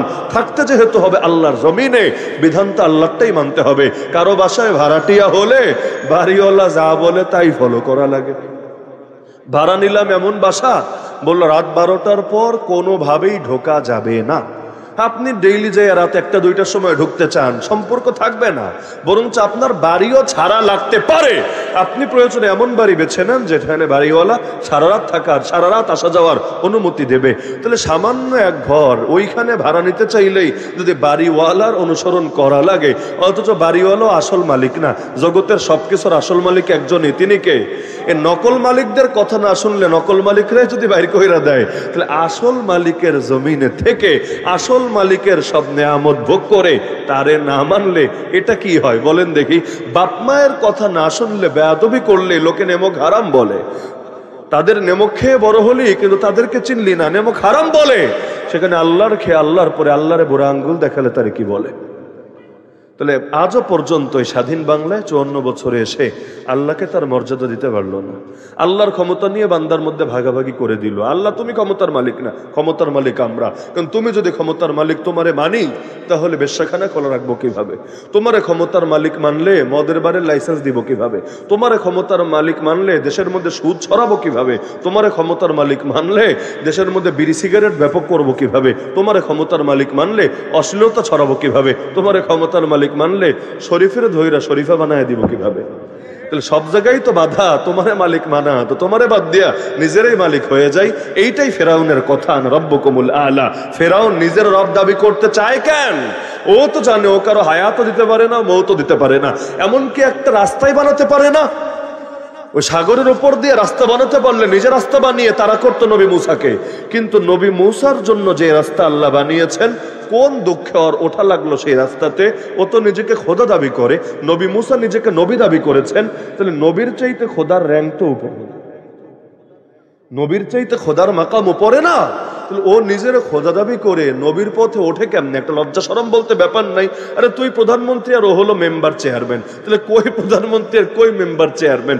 এখন তোমার শান আলাদা, তার শান আলাদা। তুমি নিজেরা দাবি করছো খোদা। নবী মুসা 12টা রাস্তা তৈরি করেছেন, আল্লাহ করে দিয়েছেন। তাহলে তুই বেটা 24টা রাস্তা বানা, 24টা বানা অন্তত, এরপর যা, না হলে অন্তত একটা বানা। কিন্তু না, নবী মুসারতে উঠতে হলো। তার মানে লোকে যা বুঝুক না বুঝুক, যা জানুক না জানুক, ও তো জানে ও আস্ত একটা ভণ্ড ছাড়া কিচ্ছু না। কি বিশ্বাস হয় না? ভণ্ড পীররে লোকে খাঁটি পীর মনে করতে পারে, কিন্তু ভণ্ড পীর নিজে তো জানে ও ভণ্ড ছাড়া কিচ্ছু না। কারণ ভণ্ডের কাছে তো আর কোনো অস্পষ্টতা থাকে না। দুনিয়ার কেউ বুঝুক বা না বুঝুক, ওর বুঝতে কোনো ঝামেলা হয় না। তাহলে এই যে দুনিয়ার মধ্যে ফেরাউন তো জানে ও আসলে কিচ্ছু না, বুয়া। এক মিশরের বাদশাহ হয়ে নিজের খোদা দাবি করলো। তাহলে যদি সারা দুনিয়ার বাদশাহ হতো নবী সুলাইমান আলাইহিস সালামের মতো, তাহলে তোর পায়ে মাটিতে পড়তো না। নিজের কি দাবি করতো আল্লাহ ভালো জানে। তাহলে কেন নিজেকে খোদা দাবি করা লাগে? নিজেকে খোদা দাবি করা লাগে মূলত নিজের ভণ্ডামিকে বৈধতা দেওয়ার জন্যে। ইসলামী সমাজ ব্যবস্থার 1 নম্বর মূলনীতি বুঝে ফেলার কথা আলোচনার ভেতর দিয়ে। ইসলামী সমাজ ব্যবস্থার 1 নম্বর মূলনীতি হবে আল্লাহ সার্বভৌমত্ব, আল্লাহ সকল ক্ষমতার মালিক, আল্লাহ বৈধ অবৈধ নির্ধারণের একমাত্র অথরিটি। এটা স্বীকার করে নিতে হবে। এই নীতি মানা ছাড়া কোনো সমাজ ইসলামী সমাজ হতেই পারে না। এই দেশে যার যাই করেন না করেন, সংবিধানে সংস্কার সংস্কার, যদিও সংস্কার শব্দটাও অনেকের কাছে এখন বিরক্তিকর। কেন? এই শব্দ ওই এরশাদের আমলেও বহুত শুনেছে। 9/11-এর আমলে তো শুনতে শুনতে কান ঝালাপালা হয়ে গেছে, ওই ফখরুদ্দিন আর মইনুর সময়ে। এখনো এসে আবার উচ্চারিত হচ্ছে। এজন্য অনেক বুদ্ধিমানরা আবার সংস্কার বাদ দিয়ে পুনর্গঠন শব্দটা বলার চেষ্টা করছে। সংস্কার বাদ, পুনর্গঠন, পুনর্গঠন, ওই শব্দের মধ্যেও মায়ের প্যাচ থাকে। যেমন বিপ্লব বলবেন না গণ অভ্যুত্থান বলবেন, বিশাল তাত্ত্বিক ব্যাপার স্যাপার আছে, ওইটা বাদই দেন। যেমন নবী বলেছেন কিয়ামতের আগে মানুষ শব্দ পাল্টায় ফেলবে। যেমন নবী বলেন মদ খাবে, কিন্তু ইউসাম্মুনাহা বিগাইরি ইসমিহা, মদকে মদ বলে ডাকবে না, ভিন্ন নামে ডাকবে। এই যুগে যেমন বলে না ছেলেটা মদ খায়, বলবে ছেলেটা ড্রিঙ্কস করে। বলে না ছেলেটা সুদ খায়, ছেলেটা ইন্টারেস্ট নেয়। মানে শব্দগুলো কেমন যেন একটু সফট করে ফেলে। বলবে না ছেলেটা আর মেয়েটা জিনায় আছে, ওই কারণ হারাম রিলেশন তো জিনাই, হয়তো চোখের জিনা, না হলে কানের জিনা, জিব্বার জিনা, না হলে হাতের জিনা, না হলে দিলের জিনা, সবই তো জিনা, বড় আর ছোট জিনা। তাহলে এই যে বলবে না জিনায় আছে, বলবে প্রেমে আছে, ভালোবাসায় আছে, রিলেশনে আছে, ক্রাশ খেয়েছে। কত শব্দ রে বাবা! মানে শব্দের ঠেলাই জিনিসটারে মহৎ বানায়া ছাড়বে, পবিত্র বানায়া ছাড়বে। বিশ্ব ভ্যালেন্টাইন্স ডে না বলে বিশ্ব বেহায়া দিবস বল, বিশ্ব জিনা দিবস বল না, এগুলো বললে কাছাকাছি কাঁচা লাগবে, এজন্য শব্দগুলোর পরিবর্তন করবে। এই যেমন দেখেন আমাদের ওই শৌচকর্ম জাতীয় শব্দ কত পরিবর্তন। এই যে মূল শব্দ ছিল পায়খানা, এটা আমরা তো বুঝাই হলো মল, আসলে এটার অর্থ এটা না। ওই পায়খানা, খানা মানে হলো জায়গা, খানা মানে কি জায়গা। তাহলে ওই পায়খানা শব্দটা এসেছে ওইখান থেকে, এটা মূলত শৌচকর্ম সারার জায়গা। কিন্তু এখন এই শব্দ বললে লোকে আর ওই জায়গাটাকে বোঝে না, একদম জিনিসটাই বোঝে। এই জন্য ওই শব্দ বাদ দিয়ে শব্দ আসলো টয়লেট। এখন টয়লেট শব্দটা পচে গেছে, এটা ভদ্র সমাজে কেমন জানি লাগে বলতে, টয়লেটও বাদ। এরপর শব্দ আসলো ওয়াশরুম। যদি ওয়াশ মানে ধৌত করার, রুম মানে হইলো কক্ষ, ধৌত করার কক্ষ, এখানে ধোয়াধুই করবে আর কিচ্ছু করবে না, ঢুকবে ধোবে চলে আসবে আর কিচ্ছু করবে না। খুব ভালো মানুষ। রুম বলে মূলত ওটাকেই বোঝালো। এখন ওয়াশরুমও বাদ। ওই 5 স্টার হোটেল টোটেল এগুলোতে যান, দেখবেন এখন লাগে রেস্ট রুম। সুন্দর, ভালো, সুন্দর। এবং ওই কয়দিন আগে একটা প্রোগ্রাম ছিল হোটেল সোনারগাঁয়ে, সেখানে মানে রেস্টরুম নামের হকটা আমার কাছে মনে হয়েছে দিন আদায় হয়েছে। কিভাবে? দুপুরে খাওয়া দাওয়া শেষে, প্রোগ্রামে আলোচনা শেষ করে খাওয়া দাওয়া শেষে গেলাম সেই লেখা রেস্টরুম যেখানে, এখানে প্রথম দেখি একটা রুম একটু ভিআইপি, মানে এখানে ওই প্রতিবন্ধী বা অসুস্থ মানুষদের জন্য, তাদের জন্য একটু বিশেষ ব্যবস্থা। ভিতর থেকে দেখি একদম ধুমধাক্কর পুরা ইউটিউবে গানের আওয়াজ আসছে, মানে বৈশা বৈশা খালি নিচ দিয়ে কাজ চলছে না, উপর দিয়ে আমল চলছে, ইউটিউবে গান দেখছে, তো কানে হেডফোন লাগায় না, একেবারে ডাইরেক্ট জোরে জোরে। তো বাথরুমের ভিতর থেকে এরকম আওয়াজ শুই না, আমি অভ্যস্ত না। মানে বাথরুমে ঢুইকা মানুষ ওই কাম না করে গান শোনে। আবার এসিও আছে কিনা আমি জানি না, ফ্যান থাকলে অন্তত থাকতে পারে। আবার গরম নাই, মোটামুটি পরিবেশটা এমনিও ঠান্ডা আছে। তো মাশাআল্লাহ সব দিক থেকে আমলে আছে। আমার মনে হলো রেস্টরুম নামটা সার্থক হয়েছে, আসলে আল্লাহর বান্দা রেস্টে আছে। তো এখন দেখা যায় যে এই শব্দের মারপ্যাচ চলে দুনিয়ার ভেতরে। এই যে বাংলাদেশেও দেখেন না, কখনো কখনো গণতন্ত্র নাম দিয়ে শিরিক খাওয়ায় দিবে, কখনো কখনো সুশীলতা নাম দিয়ে নাস্তিকতা গিলায় দিবে, মুক্তিযুদ্ধের চেতনা নাম দিয়ে আয়নাঘর পর্যন্ত গিলিয়ে ছেড়েছে। আজিব এক তামাশা, মানে এক শব্দের ঠেলায় দুনিয়ার সব আকামরে বৈধ করে দিবে। এগুলো হয় নাকি হয় না? আর ইসলামের অনেক শব্দগুলোই নিষিদ্ধ করে ছাড়বে। আপনি বলবেন জিহাদ, অনেকে কানে শুনবে জঙ্গিবাদ। আপনি কিন্তু জঙ্গিবাদ বলেন না, আপনি বলেছেন জিহাদ, ও কানে শুনবে জঙ্গিবাদ। এমনকি অঘোষিতভাবে তাফসিরে নিষেধ করে রাখা হবে। আমাকে রিমান্ডে ধরলো, হুজুর জিহাদ নিয়ে আপনি এত বয়ান করেন কেন? আমি বললাম খালি কি জিহাদ নিয়ে করি, আর কিছু নিয়ে করি না নাকি? খালি জিহাদের গুলোই শুনলেন, বাকি কিছু শুনলেন না? বললো ঠিক আছে করেন, সবই করেন, তো জিহাদ নিয়ে আপনি কথা বলেন কেন? আমি বললাম আরে অদ্ভুত ব্যাপার, আল্লাহ তাআলা কোরআনে নামাজ নিয়ে আয়াত দিয়েছেন 82টা, জিহাদ নিয়ে আয়াত দিয়েছেন 484টা, আমাদের গণনা অনুসারে কম বেশ হতে পারে। নামাজ নিয়ে 82টা, জিহাদ নিয়ে 484টা। তো কোরআনের সিরিয়াল আদায় করে তাফসীর করতে চাইলে নামাজ নিয়ে একটা ওয়াজ করলে জিহাদ নিয়ে 4টা ওয়াজ করা লাগবে। কারণ এক জায়গায় শুধু 82, নামাজ নিয়ে শুধু 82, 182ও না, আর জিহাদ নিয়ে 484। তাহলে 82 আয়াতের তাফসীর আর 484 আয়াতের তাফসীর সমান হবে কিভাবে? দ্বিতীয় বিষয় হলো, নামাজ নিয়ে তো সমস্যা নাই রে ভাই, সমস্যা তো দেখা দিয়েছে জিহাদ নিয়ে। কেন? ভাইরাসগুলো অ্যান্টিভাইরাসের বিরুদ্ধে খেপেছে, ভাইরাসরা অ্যান্টিভাইরাসের বিরুদ্ধেই খেপে, কিন্তু উদ্দেশ্য অ্যান্টিভাইরাস না, উদ্দেশ্য পুরো কম্পিউটার, পুরো মোবাইল, পুরো ডিভাইস নষ্ট করবে। তো পুরোটার বিরুদ্ধে বললে লোকে গিলবে না, এজন্য প্রথমে ওইটার বিরুদ্ধে বলবে, আংশিকের বিরুদ্ধে বলে মানুষকে খেপাবে। যেমন মাদকের চোরা চালানকারী যারা আছে, ওরা যদি বর্ডার গার্ডের বিরুদ্ধে বলে, মানে বিডিআর বিজেপির বিরুদ্ধে যদি বলে, আর কিছু না, খালি বিডিআর সরাও, এগুলো সমস্যা, এই সমস্যা, সেই সমস্যা, ওদের কথা শুনে যদি সমস্যা সরায় দেয়, তাহলে দিন শেষে কি খালি ওই এক জায়গায় লস হবে না, পুরো দেশেই ঝামেলা হবে। তাহলে প্রথমে বলে, যেমন রোগ প্রতিরোধ ক্ষমতা, এইডস হলে কি হয়? এইডস হলে কিচ্ছু হয় না, রোগ প্রতিরোধ ক্ষমতা নষ্ট হয়ে যায়। আর রোগ প্রতিরোধ ক্ষমতা নষ্ট হলে ভাইরাস ঢুকলে আর সারে না। রোগ প্রতিরোধ ক্ষমতা ভালো থাকলে আলহামদুলিল্লাহ, ওই অনেকের করোনা হয়েছে টেরও পায়নি, ওই সর্দি কাশি মনে হয়েছে কোন দিকে হয়েছে, কোন দিকে বের হয়েছে টেরই পায় নাই। কেন? শরীরের প্রোটেকশন ক্ষমতা ভালো, তার রোগ প্রতিরোধ ক্ষমতা ভালো, এজন্য শরীরের রোগ প্রতিরোধ ক্ষমতা ভাইরাসের সাথে যুদ্ধ করে ওগুলোর কচুকাটা করে ফেলেছে। তো ইসলাম রক্ষার ক্ষেত্রে বর্ডার গার্ড হলো এবং রোগ প্রতিরোধ ক্ষমতা হলো এই জিহাদ। এই জিহাদের প্রথমে সরাইয়া দিতে পারলে পুরো ইসলামটাই সরাইয়া দিতে পারে। তাহলে নবীরা মক্কায় পিটিয়েছিল কেন? নবীকে মক্কায় জিহাদ করেছিলেন, নবীকে 3 বছর জেল খাটিয়েছিল কেন? তখন তো জিহাদের আদেশই আসে নাই, আদেশ দূরের কথা অনুমতি ছিল না, তাহলে মারলো কেন? তার মানে ঝামেলা খালি জিহাদ নিয়া না, ঝামেলা হলো কালেমা নিয়া, ঝামেলা হলো ঈমান নিয়া। কিন্তু প্রথমেই যদি পুরোটা বলে লোকে গিলবে না, এজন্য একটু একটু একটু একটু বলে, যাতে করে রয়ে শোয়ে পুরো সমাজটারে পারে বরবাদ করতে। প্রথমে বলবে খালি বাবরি মসজিদ ভাঙবো, তোরা কিছু বলিস না। এই যে বাবরি মসজিদ ভেঙেছে, মুসলমান এখনো চুপ করে বসে আছে। ইন্ডিয়ার মধ্যেই ইতিমধ্যে কয়েকশো মসজিদ শেষ করে দেওয়া হয়েছে, এক আসামের মধ্যে কয়েক ডজন মাদ্রাসা মসজিদ বুলডোজার দিয়ে, আপনারা এক ধানমন্ডি 32-এ বুলডোজার চালিয়েছেন, ইন্ডিয়ার এখনো মাথা গরম। অথচ কত মাদ্রাসা মসজিদ যারা শুধু এক আসামেই বুলডোজার দিয়ে বরবাদ করেছে, হিসাব নাই। এমনকি এখন তো এমন কোনো প্রদেশ মনে হয় নাই যেখানে তারা এরকম নীল নকশা আঁকছে না।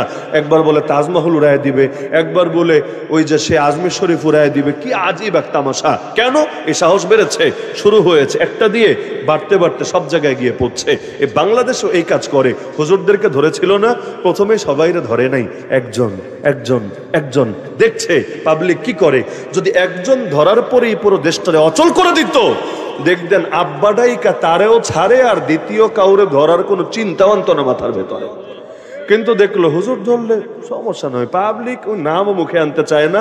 হ্যাঁ, যখন যেই হুজুর জেলে ওই হুজুরে বাদ দিয়ে আরেকজনরে খোঁজে, কারণ লাইক কমেন্ট শেয়ারের মার্কেট চাঙ্গা রাখার জন্য অন্য কাউকে নতুন করে আনতে হবে। তো ব্যাস, একজন গেছে যাক না, আরে ওনারে আল্লাহর হাওলা করে দিলাম। আর একজন উনি গেছে যাক না, আর একজন আল্লাহর মাল আল্লাহর কাছে গেছে, কি সমস্যা? আর জেলখানায় নাকি অনেক ইবাদত হয়, তো হুজুররা ইবাদত করুক, কি সমস্যা? ব্যাস, এভাবে ওনাদেরকে বাদ দিয়ে রেখেছে। এই আমাদের নীরবতার কারণে সরকার পেরেছে এত আলেমদেরকে জুলুম করতে। খালি সরকারের দায় দিয়েন না, দায় আমাদেরও আছে। ওদের দায় ওরা জুলুম করেছে, আমাদের দায় জুলুমের ব্যাপারে নীরব থেকেছি। অথচ নবীর হাদিস শোনাবো, কষ্ট পাবেন। নবীর হাদিস শোনাবো, আল্লাহ রাসূল বলেন ইন্নান নাসা ইযা রাউ যালিম, মানুষ যখন জালেমকে দেখবে, ফালাম ইয়াখুযু আলা ইয়াদাই, দেখার পর তার দুইটা হাত ধরে ফেলবে না, ইউশিকু আইয়া উম্মাহুমুল্লাহু বিইকাব, শীঘ্রই আল্লাহ ওদের সব কয়টাকে আযাবে আক্রান্ত করবেন। তাহলে জালেম জুলুম করে আযাবে ফাঁসবে, আর বাকিরা জালেমের ব্যাপারে চুপ থেকে নীরব থেকে আযাবে ফাঁসবে। এজন্য অতীতে যত জাতি জাতিগতভাবে বরবাদ হয়েছে এমন না ওই জাতি সবাই পাপ করেছিল সমহারে, এটা সম্ভব না। কোন এলাকার সব মানুষ একই রকম পাপে পাপী হয়, একই রকম জালেম হয়, সম্ভব না। এই যে ফেরাউন যে বাহিনী নিয়ে গিয়েছিল নবী মুসার পেছনে, আপনি চিন্তা করেন, ওই বাহিনী থেকে এমন লোক ছিল না যে আসলে চাকরি বাঁচানোর জন্য গিয়েছিল ফেরাউনের সাথে, দিল থেকে না, চাকরি বাঁচানোর জন্য। আবার এমন লোক ছিল না কিনা যে যেই মানুষটা গিয়েছিল কল্লা বাঁচানোর জন্য, চাকরি না, না হলে ফেরাউন ওরা ডেভিল হিসেবে ট্রিট করে মাইরা দিবে। তাহলে শুধুমাত্র নিজের কল্লা বাঁচানোর জন্য, কেউ বেতনের জন্য, এক একজন এক এক কারণে গিয়েছিল। গজব যখন এসেছিল, বাস বিচার হয় নাই, সবগুলোর উপরে এসেছিল। এমনকি বনী ইসরাইলের এই ঘটনা তো আপনারা মসজিদের তালিমে বসলেও শুনবেন। আল্লাহ এক জাতির উপর আযাব পাঠায় দিলেন, আযাব। তখন ফেরেশতারা গিয়ে আল্লাহকে বলল, আয় আল্লাহ, ওখানে অনেক বড় একজন বুজুর্গ ব্যক্তি আছে, তারে সহ আযাব দিব, কেমন হয়ে যায় না? আল্লাহ বলেন, হ্যাঁ, তারে সহই আযাব দাও, তারে সহই দাও। কেন? নিজে তো ইবাদত করেছে, কিন্তু অসৎ কাজ থেকে নিষেধ তো করে নাই, মানুষকে সজাগ আর সচেতন তো করে নাই। সুতরাং দুনিয়াতে পরিণতি একই হবে। হ্যাঁ, আখিরাতে মুক্তি পাবে ইমানের কারণে, সেটা ভিন্ন আলাপ। যে দুনিয়াতে একজনের জন্য রক্ষা নাই, সবার উপরই একই পরিণতি নেমে আসবে। আল্লাহ হেফাজত করুন। বলে সুতরাং কিছু বিষয় এমন যেগুলো অনেক কিছুর ঊর্ধ্বে। যেমন ধরেন, এখন নতুন বাংলাদেশ, এখন প্রতিবাদ করতে কি সমস্যা? এতদিন নয়তো বহু ওজোর টোজোর ছিল, এখন কি ঝামেলা? যেমন ধরেন, আমি যদি একটা উদাহরণ দিই, এই বাংলা একাডেমির নাম শুনেছেন না আপনারা? হ্যাঁ, ওই যে কি ন্যাপকিন ট্যাপকিন নিয়ে কি হচ্ছে না হচ্ছে, ওগুলো নিয়ে আলাপের দরকার নেই, ওগুলো নিয়ে ওরা যা মনে চায় তা করুক। কিন্তু দেখা গেল এই যে 20 ফেব্রুয়ারি, আজকে কত, 17, 3 দিন পর ওরা ঘোষণা দিয়েছে বাংলা একাডেমি এবং ফরহাদ মাজহারের পক্ষ থেকে যৌথ স্মরণ সভা করবে। যৌথ স্মরণ সভা, আচ্ছা, কোথায়? 20 ফেব্রুয়ারি বৃহস্পতিবার সন্ধ্যায় অমর 21 বইমেলা প্রাঙ্গণে।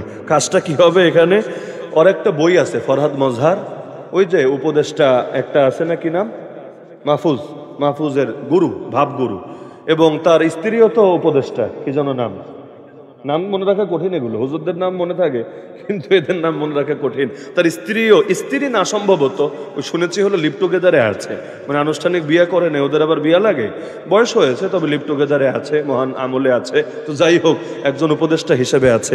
এর একটা বই আছে এবাদত নামা, পৃষ্ঠায় পৃষ্ঠায় নাস্তিকতা, পৃষ্ঠায় পৃষ্ঠায় নাস্তিকতা।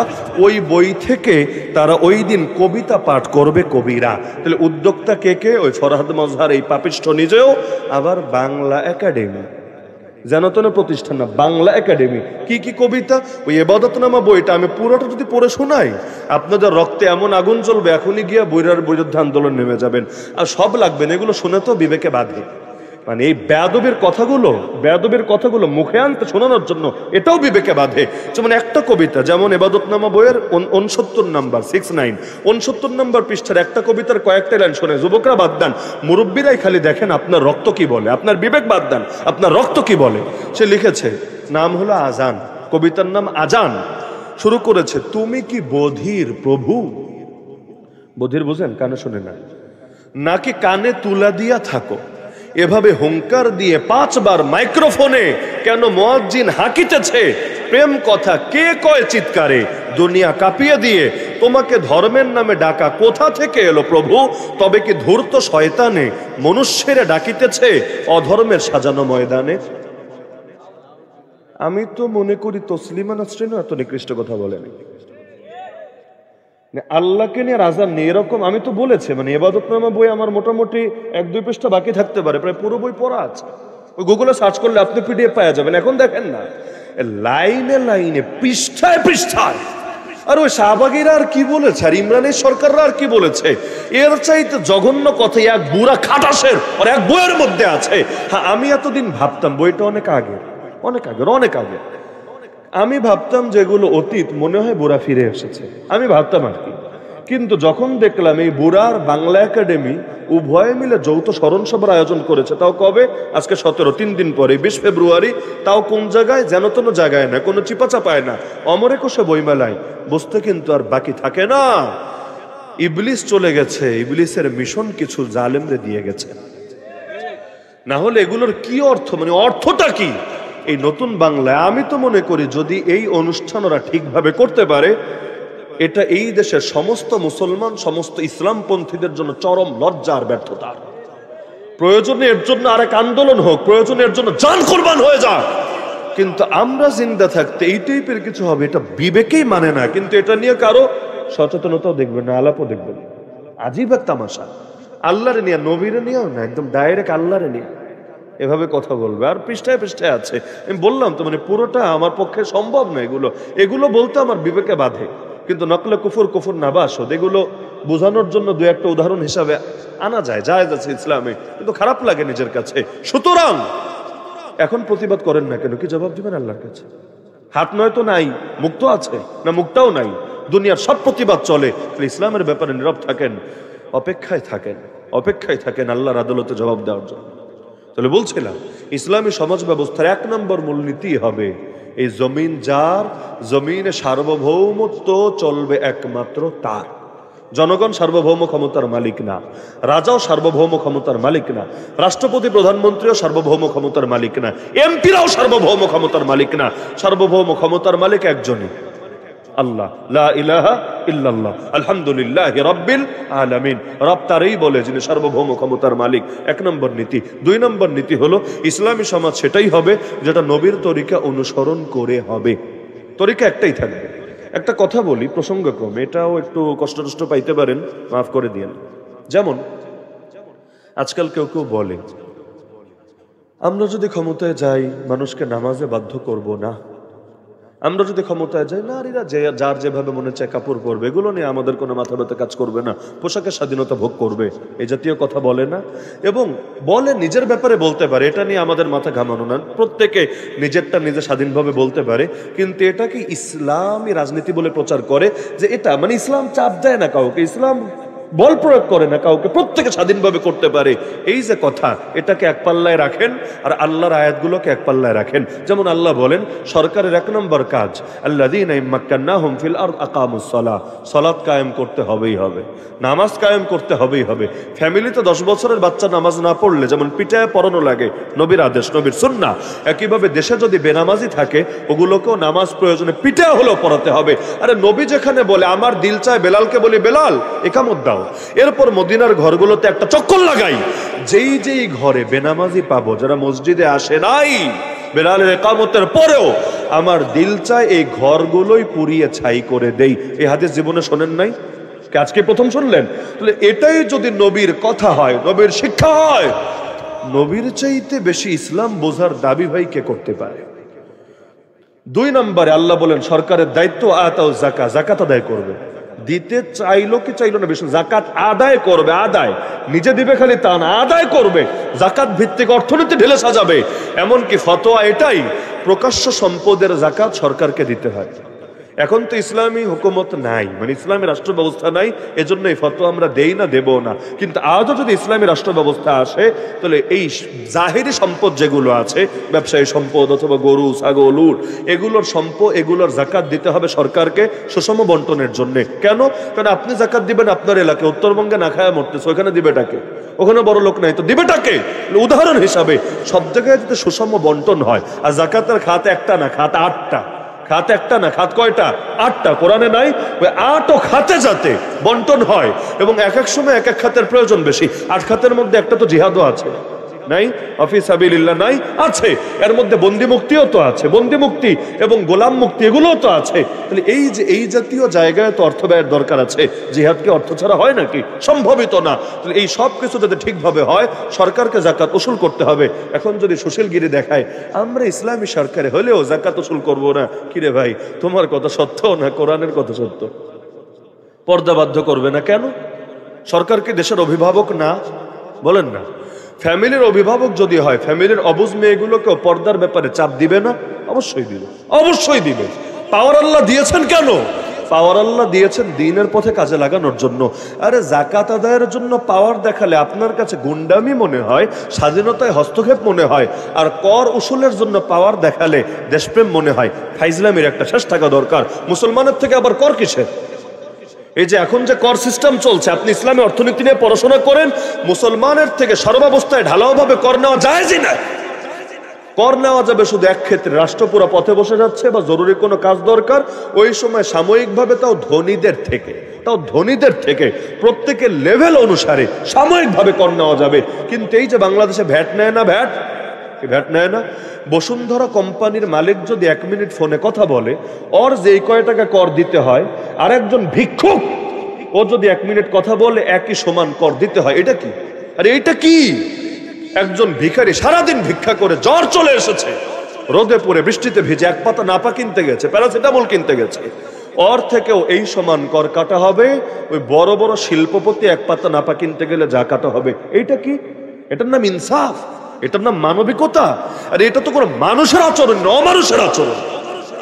এখন বলবে দেশ চলতে টাকা লাগবে না? লাগবে, টাকা লাগবে। টাকা ইসলামের রাষ্ট্র চললেও টাকা লাগে, টাকা অবশ্যই লাগবে। তো সেই টাকা কিভাবে উসুল হবে ওই কথাও আছে ইসলামে।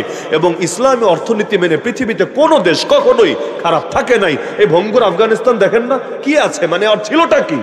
19টা বছর যুদ্ধ করলো। এর আগে 5টা বছর শুধু তারা শান্তিতে ছিল, তার আগে 6 বছর গৃহযুদ্ধ করলো, তার আগে 9 বছর সোভিয়েত ইউনিয়নের সাথে যুদ্ধ হলো। এভাবে ঘাটতে ঘাটতে দেখবেন ওরা যুদ্ধ আর যুদ্ধ আর যুদ্ধ আর যুদ্ধ, শত শত বছর ধরে যুদ্ধ করে আসছে। তাহলে এতকাল পর কোন রকম একটু ঘুরে দাঁড়িয়েছে, তাও আমেরিকা চোর, রিজার্ভের টাকা মেরে দিয়েছে, দেয় নাই? দিনে দুপুরে ডাকাতি, এটা চুরি বললে পাপ হবে, চোররা রাগ করবে আমার উপর। চুরি না, ডাকাতি, রাহাজানি, ছিনতাই, পুরো টাকা মেরে দিয়েছে। আর কি বলেছে? আগামী 1 বছরে অন্তত 6 লাখ না খায়া মইরা পইরা থাকবে। দেখ আমেরিকা, আগামী 1 বছর না 3 বছর হয়ে গেছে, কেউ না খায়া মরেনি, আলহামদুলিল্লাহ।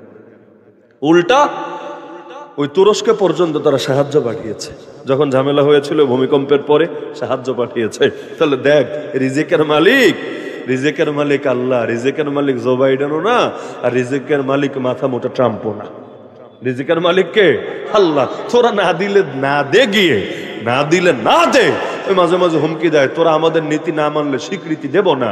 আলহামদুলিল্লাহ, ইমানদাররা বলেছে তোদের কত স্বীকৃতি আমাদের লাগবে না, আমাদের জন্য আল্লাহর স্বীকৃতি যথেষ্ট, মানুষের স্বীকৃতি লাগবে না। এমনকি এক মন্ত্রী পর্যন্ত, এক মন্ত্রী, নাম বলার দরকার নেই, আফগানের মন্ত্রী ছিল, সে পর্যন্ত নারী ইস্যু নিয়ে আমেরিকার সুর মিলিয়েছিল, মন্ত্রীরা পর্যন্ত দেশ ছাড়া করেছে। আমার ভালো লেগেছে। আর ইমানদার তেমন হওয়া দরকার। তুমি মন্ত্রী হওয়ার, তুমি উপদেষ্টা হওয়ার, তুমি এমপি হওয়ার, তুমি চেয়ারম্যান হওয়ার, তুমি মেয়র হও, আল্লাহর বিরুদ্ধে গেলে তোমার বর্ডারের ওপারে পাঠাতে সময় লাগবে না। এটাই মুসলমানের শান হওয়া দরকার। ব্যক্তি পূজা নাই তো ইসলামে। আরে রাসূলের তো পূজা জায়েজ না ইসলামে।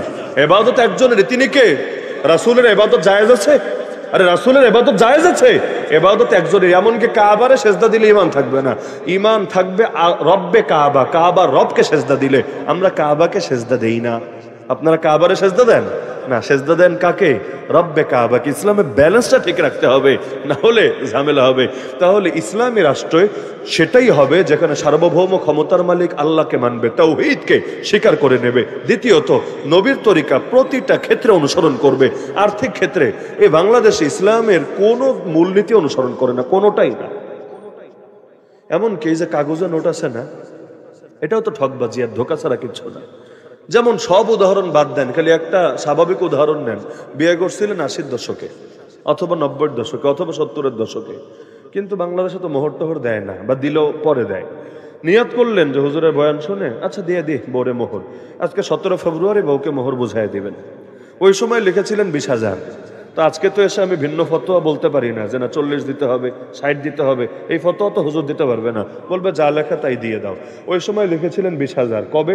1980-তে, 70-এ, 90-তে বা 2000 সালেই ধরেন বা 2010-এই ধরেন। কিন্তু আজকে এসে আপনি দিবেন সেই একই পরিমাণ দেখতে একই থাকবে, কিন্তু আমাকে বলেন মহিলাটা কি ঠকলো না জিতলো? বিশ্বাস হয় না? 90-এর দশকে 20,000 টাকা দিয়ে কি হতো, আর আজকে 20,000 দিয়ে কি হয়? আজকে আমাকে দাওয়াত দেন আপনার বাসায়, দেখবেন এক বেলার মেহমানদারি করাতেই 5 থেকে 15,000 নাই। মানে 5,000-এর নিচে এই যুগে মেহমানদারি হয় না। আর একটু মানে ভালো মতো মন মতো করতে চাইলে 15-20,000 এক বেলা খাওয়াতে গিয়া নাই, তাহলে 20,000 দিয়ে কি করবে? মানে করবেটা কি আমারে বলেন? ওই ঈদের শপিং এ গেলেই তো 3 গুণ লাগবে, তাহলে 20,000 এই যুগে কোনো টাকা হলো? কিন্তু ওই সময় 20,000 বিশাল ব্যাপার ছিল। এই ঠকলো কেন? নবীর যুগে তো টাকা ছিল হলো স্বর্ণ মুদ্রা, রৌপ্য মুদ্রা, সোনা দিয়ে বানানো মুদ্রা, রূপা দিয়ে বানানো মুদ্রা, এতে ঠকার কিছু নাই। ওই সময় 1 ভরি দিলেও জিততো, আজকেও 1 ভরি দিলে জিতবে। ওই সময় সোনা দিলেও জিততো, আজকে সোনা দিলে জিতবে। ওই সময় রূপা দিলে জিততো, আজকে রূপা দিলে জিতবে। কাগজের টাকা আসলো কোত্থেকে? এইখানেও তো ওই শয়তানদের শয়তানি আছে। তাহলে কত নীতি লাগবে? প্রতিটা সেক্টরে দুর্নীতি, প্রতিটা সেক্টরে। এমনকি যে সিন্ডিকেট, সব জায়গায় সিন্ডিকেট। এখন তো সিন্ডিকেট ছাড়া কোনো কাজই করা যায় না, সরকারও ধরা সিন্ডিকেটের কাছে। এই যে হঠাৎ করে সয়াবিন তেল হাওয়া হয়ে গেল কোন বাজার থেকে, এখান থেকে কি বুঝে আসে না যে সরকারের পাখা যতটা গজিয়েছে, মাশাআল্লাহ ব্যবসায়ীদের পাখা এর চাইতে আরো বেশি গজিয়ে আছে। এখনো পর্যন্ত সরকার এই দ্রব্যমূল্য নিয়ন্ত্রণ এগুলোর ক্ষেত্রে কিন্তু খুব বেশি সফলতা দেখাতে পারে নাই। এজন্য আমি ওদের নিয়তের দোষ দেই না, কারণ ওরাও জানে বাংলাদেশের মানুষের চাওয়া খুব বেশি না। এদের চাওয়া হলো একটু জিনিসপত্রের দাম কম থাকবে, রাস্তাঘাটে জানমাল নিরাপদ থাকবে, রোডঘাট ভালো থাকবে, ব্যাস মোটামুটি এইরকম চাওয়া যদি পূরণ হয় তাহলে এই দেশের মানুষ খুশি। এই দেশের মানুষের অত বড় সড়ো চাওয়া নাই, কিন্তু এই এতটুকু মৌলিক চাওয়াই সরকারগুলো পূরণ করে না। কেন করে না? অনেকে করতে চায় পারে না, আর অনেকে নিজেরা করতে চায় না। এখন এরা দ্রব্যমূল্য নিয়ন্ত্রণ করতে চায় না এমন না, কারণ দেশে যদি লম্বা টাইম ক্ষমতায় থাকতে চায়, আর কিংস পার্টি টার্টি ওইগুলো বাদই দিলাম, যদি লম্বা টাইম কিছু করতে চায় তাহলে জনগণকে খুশি রাখতে হবে। কারণ পেটে যদি খাবার না থাকে, পরনে যদি কাপড় না থাকে, ভালো চিকিৎসার ব্যবস্থা যদি না থাকে, মুখের বড় বড় ডায়লগ শুনে মানুষের বেশি দিন বসে রাখা যায় না। মানুষ আবারও জেগে উঠে হুঙ্কার দিয়ে ওঠে। তারা চায়, কিন্তু কেন পারে না? এই যে সিন্ডিকেট গুলো এত শক্তিশালী হয়েছে। ইসলামী অর্থনীতিতে দেখেন বাজার কিভাবে নিয়ন্ত্রণ হয়। দেখেন অধিকাংশ ক্ষেত্রে আজকে ইসলামী অর্থনীতির বাজার নীতিটাই খালি প্রয়োগ করেন, গ্যারান্টি দিয়ে বলবো দ্রব্যমূল্য শতভাগ নিয়ন্ত্রণে আসবে। কোনো বাপের বাটা পারবে না এটার মানে ঠেকিয়ে রাখতে। এমনকি এই যে আইনের লোকগুলো আছেন, আইনের লোকগুলোরা যতই ব্রিটিশ আইন দিয়ে করেন, যত যা কিছু করেন, যতদিন আল্লাহর ভয় না ঢুকাবেন, নবী প্রেম না ঢুকাবেন, পোশাক কালার জায়গায় ধলা না পিঙ্ক কালার দেন, র্যাবের জায়গায় আর একটা কি জানি বানাতে চেয়েছে, র্যাট মনে হয়, র্যাট না কি যেন নাম দিয়েছে, মানে আজীব নাম। তো যাই হোক, র্যাবের জায়গায় র্যাট বানালেন, র্যাটের জায়গায় ফ্যাট বানালেন, ফ্যাটের জায়গায় ম্যাট বানালেন, যা মনে চায় তা বানান। তো দিলে যদি আল্লাহর ভয় না ঢুকাতে পারেন, নবী প্রেম না ঢুকাতে পারেন, 1000টা নাম পাল্টালে, 1000টি ইউনিফর্ম পাল্টালেও কিচ্ছু হবে না। যতদিন আল্লাহর ভয় না আসবে, অমানুষ কখনো মানুষ হবে না। সহজ কথা, বলতে কোনো দ্বিধা নেই, কারণ গায়ে লাগলে কিচ্ছু করার নেই। তো সব করবে, কিন্তু আল্লাহর ভয়ে ঢোকানোর মেহনত করবে না। দরকার ছিল কি জানেন? যেগুলো অপরাধ প্রমাণিত বিচার করো। ওই যে এখন তো কারো ব্যাপারে ধর্ষণের ঘটনা পর্যন্ত বের হচ্ছে, বিচার করো। আর যেগুলো অপরাধী না, ওগুলোরে তারবিয়াত করার ব্যবস্থা করো, ওগুলোকে যাতে মানুষের মতো মানুষ হয়, এজন্য কাউন্সিলিং করানোর ব্যবস্থা করো। আলেম ওলামাকে নাও, পীর মাশায়েখকে নাও, মুফতি সাহেবদেরকে নিয়ে যাও, তারা গিয়ে তাদেরকে বুঝাক, মেহনত করুক, দিনই কোনো মেহনতে লেগে থাকুক। যে কোনো দিনই মেহনতে লেগে থাকলে, আর কিছু হোক বা না হোক, অন্তত ইমানের ব্যাপারে দিলটা দুর্বল থাকে, এগুলো লাগবে। তাহলে ইসলামী সমাজ ব্যবস্থার জন্য যে মূলনীতিগুলোর প্রয়োজন আছে, সবগুলো একদিন আলোচনা করা সম্ভব না, কিন্তু আমি এমন দুইটা অকাট্য মূলনীতি বললাম যেটা মূলত কালেমার মধ্যেই আছে, লা ইলাহা ইল্লাল্লাহর মধ্যেই আল্লাহ সার্বভৌমত্ব আছে, মুহাম্মদুর রাসূলুল্লাহর মধ্যেই একমাত্র নবীর তরিকায় শান্তি আর মুক্তির কথা আছে। সুতরাং এগুলোতে ইখতিলাফের কোনো সুযোগই নাই। অন্তত এই ইস্যুতে অধিকাংশ মুসলমানকে এক হতে হবে, তবেই আগামীর বাংলাদেশ ইসলামের বাংলাদেশ হবে। পারবেন তো ইনশাআল্লাহ? সবাই মিলে যতই জিকির আজকার করেন হবে না। কেন জানেন? নবী মক্কার যুগে ইবাদত করতেন না, মক্কার যুগে দোয়া করতেন না, মক্কার যুগে ওয়াজ করতেন না। শুধু ওয়াজ, দোয়া আর ইবাদতের দ্বারাই যদি পুরো সমাজে ইসলাম জিন্দা হয়ে যেত, তাহলে মদিনার বিপ্লব আর লাগতো না, বদর উহুদের জিহাদ আর লাগতো না, আমার নবীকে ক্ষুধার জ্বালায় পেটে পাথর বাঁধতে হতো না। তাহলে দোয়াও লাগে, মেহনতও লাগে, আবার ওয়াজও লাগে, ময়দানের কাজও লাগে। উভয়টার কম্বিনেশন যখন হয়, সম্মিলন যখন হয়, তখন আল্লাহর জমিন, আল্লাহর দিন জিন্দা হতে থাকে। লেখালে ভাইবেন না তসবি টিপা টিপাই দোয়া কইরেই বাংলাদেশে ইসলাম জিন্দা করবেন না। এর জন্য আমাদেরকে চূড়ান্ত বিপ্লবের পথে হাঁটতে হবেই হবে। পারবেন তো ইনশাআল্লাহ? একটা মাত্র জীবন কোরবান করে দেন আল্লাহর নামে। উসামা বিন যায়েদ 17 বছরে যদি পারে, 18 বছরে যদি পারে, মোহাম্মদ বিন কাসিম 17 বছরে যদি পারে, মুআজ আর মুআওয়াজ দাড়িমুছ গজানোর আগে ওই বয়সে যদি পারে, আমি আপনি পারবো না কোন দুঃখে? দ্বীনের জন্য আমাদেরকেও কিছু করতে হবে, না হলে প্রাণটা আল্লাহর কাছে দামি হবে কিভাবে? তো একটা মাত্র জীবন বিক্রি করে দিলাম আল্লাহর কাছে জান্নাত নামক মূল্যের বিনিময়ে। রাজি আছেন তো ইনশাআল্লাহ? আল্লাহ সবাইকে তৌফিক দান করুন। যে কথাগুলো আলোচনা হলো এগুলো জিন্দেগিতে বাস্তবায়নের তৌফিক দান করুন, আমিন। ওয়া আখিরু দাওয়ানা আলহামদুলিল্লাহি রাব্বিল আলামিন। আসসালামু আলাইকুম ওয়া রাহমাতুল্লাহি ওয়া বারাকাতুহু।